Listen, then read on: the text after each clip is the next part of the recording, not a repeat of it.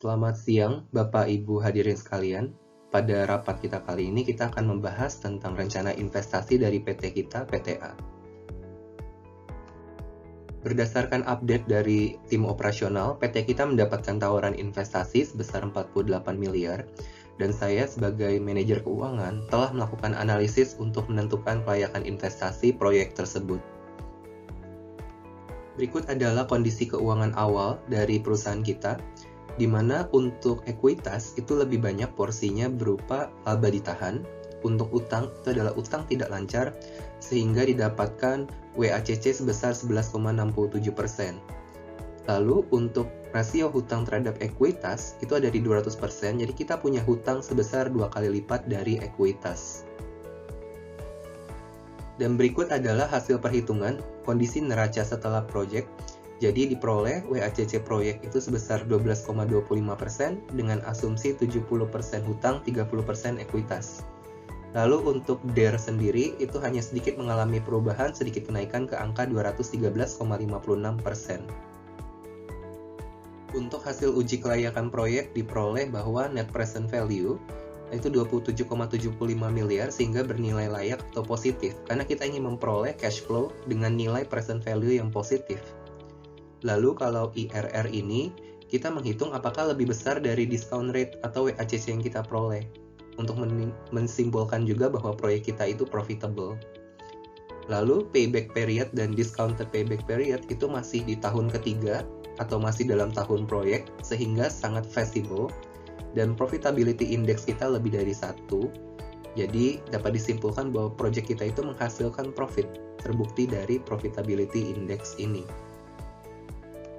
Sekian presentasi utama dari saya.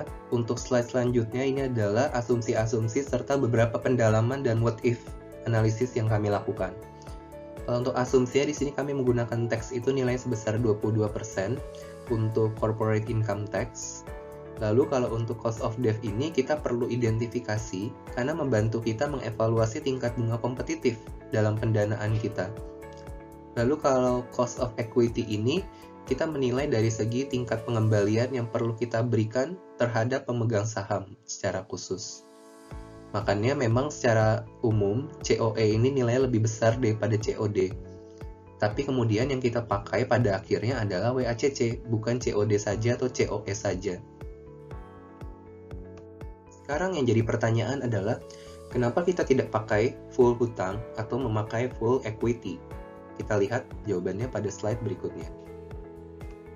Berikut adalah perbandingan beberapa indikator-indikator ketika kita menggunakan full ekuitas atau full hutang untuk pendanaan 48 miliar tadi. Kita bisa lihat ada perbedaan yang signifikan pada debt ratio, net present value, discounted payback period, profitability index, dan juga dari segi risiko. Dapat disimpulkan bahwa debt ratio itu menjadi lebih rendah. Namun, net present value atau cash flow present value yang kita peroleh itu lebih kecil nilainya serta discounted payback period mundur 1 tahun. Karena cost of equity yang tadi juga lebih besar, maka profitability index di sini menurun. Sedangkan kalau kita menggunakan full hutang, maka memang net present value lebih besar dan profitability index meningkat. Namun, debt ratio itu meningkat hingga 2 kali lipat sehingga mencapai 400%, sehingga kondisi keuangan perusahaan itu berisiko atau dapat dikatakan memburuk. Berikut juga gambaran neraca, kondisi neraca setelah tadi proyek menggunakan full ekuitas. WACC-nya 19% sama dengan cost of equity, DER turun menjadi 60%, hampir mirip dengan rata-rata industri 88%. Sedangkan ini adalah kondisi ketika kita menggunakan full utang, DER menjadi 428%. Oleh karena itu, di sini kami dan saya selaku manajer keuangan menemukan bahwa proyek yang dicanangkan ini masih dianggap layak dengan struktur pemodalan investasi 48 miliar sesuai rencana awal, yaitu 70% utang dan 30% common stock.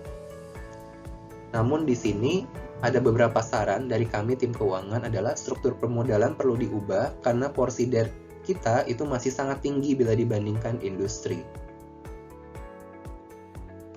Sekian pemaparan dari divisi kami, terima kasih.